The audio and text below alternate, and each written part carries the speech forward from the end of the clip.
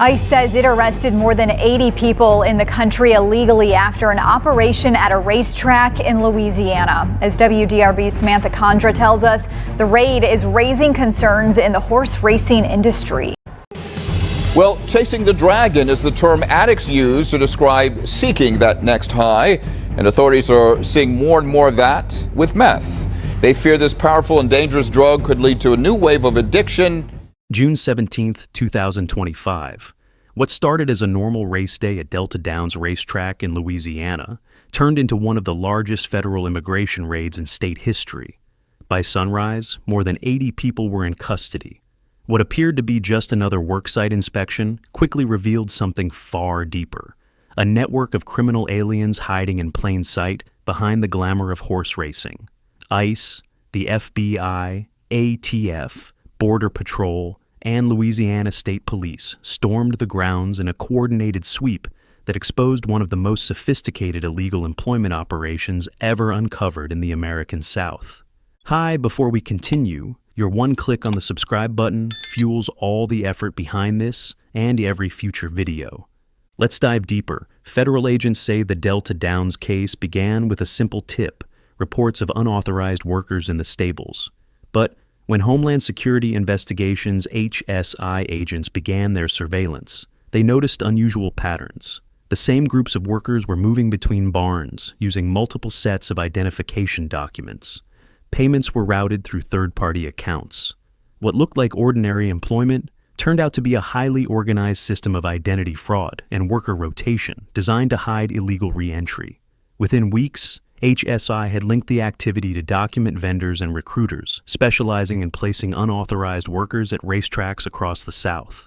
The structure of Delta Downs made enforcement even harder. Each stable operates like an independent business, dozens of horse owners and trainers hiring their own staff.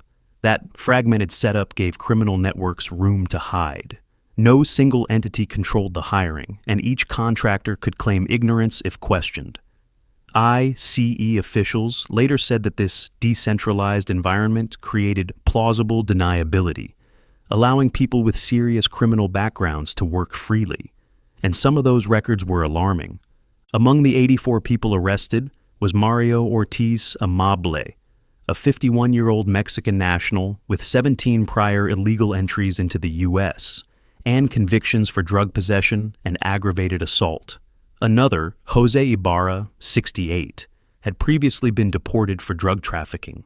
Both men had managed to slip back into the country multiple times. For investigators, their presence at a major racetrack, in close contact with the public and high-value animals, underscored a larger issue: criminal networks using legitimate American businesses as cover. The raid's timing was deliberate. At 6 a.m., while stable hands were beginning the morning routine of feeding and grooming, teams moved in simultaneously across the facility.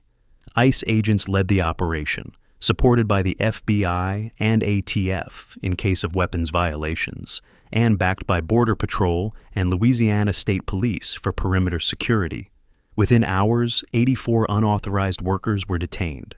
4 of them had felony convictions. All were transferred to the Lake Charles Border Patrol Station for processing. ICE officials described the case as a turning point in worksite enforcement. This wasn't about undocumented labor alone. It was about the infiltration of organized criminal elements into a legitimate industry. Investigators uncovered evidence of fraudulent IDs, shared housing used to conceal workers, and communication trails that hinted at a larger network supplying racetracks with illegal labor. Agents are now tracking whether similar setups exist in neighboring states like Texas, Arkansas, and Mississippi. Delta Downs, located in Calcasieu Parish near Vinton, is one of the most recognizable racetracks in the region. On race days, it draws large crowds and significant cash flow. But behind the polished stands and betting counters lies a world few see: the stables, dormitories, and barns where workers live and care for the horses. It's here, away from the cameras, that federal agents say illegal hiring and identity fraud were allowed to grow unchecked. ICE officials emphasize that the racetrack's business model, independent owners, private trainers, and contract workers, made oversight difficult and enforcement almost impossible without deep undercover work. The investigation revealed how vulnerable certain U.S. industries remain to exploitation. Racing, agriculture, and hospitality often rely on seasonal or undocumented labor, and criminal groups use those openings to move people and money undetected. What makes this case unique, officials said, was the level of coordination and deception involved. Some workers were carrying multiple fake identities, while others used recycled Social Security numbers tied to deceased individuals. Those records are now being traced through the Department of Homeland Security's forensic lab to uncover who provided them. Federal sources told reporters that the raid had been planned for months, involving extensive coordination between agencies. The FBI provided intelligence support, tracking communication between recruiters and document vendors. The ATF monitored potential arms violations, while Border Patrol handled field processing and transport logistics. Louisiana State Police and the Calcasieu Parish Sheriff's Office provided local intelligence on the racetrack's layout and operations. The collaboration was one of the most complex joint worksite actions since ICE resumed large-scale enforcement after a multi-year pause. What shocked many was how easily repeat border offenders had re-entered the country and embedded themselves in routine jobs. Mario Ortiz Amable's 17 illegal crossings highlighted the challenge of border enforcement. Deported multiple times, convicted of crimes, yet still able to find employment inside a major commercial venue. ICE officials used his case as an example of why worksite enforcement remains critical. They argue that without it, individuals with violent histories can slip into public-facing industries unnoticed.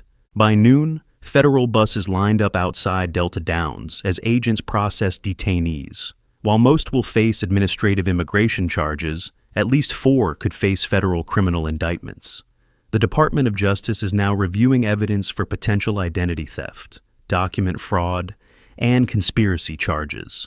Meanwhile, ICE HSI agents are pursuing financial records from employers to determine whether any knowingly participated in the illegal hiring. The horse racing industry has reacted with concern. Track owners across the region are now reviewing their employment verification procedures, aware that the fallout could lead to stricter federal oversight.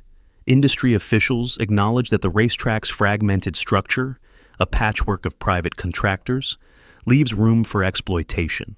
Many say the case is a wake-up call that better background checks and compliance systems are urgently needed. Federal authorities stress that this operation is not the end. According to ICE, additional investigations are underway into similar patterns at training facilities and ranches across the Gulf Coast. HSI spokesperson Matthew Bork said, "The raid sends a clear message that employers who harbor or employ unauthorized workers, especially those with criminal histories, will be held accountable." He added that the agency is now using the data collected from Delta Downs to map broader criminal employment networks.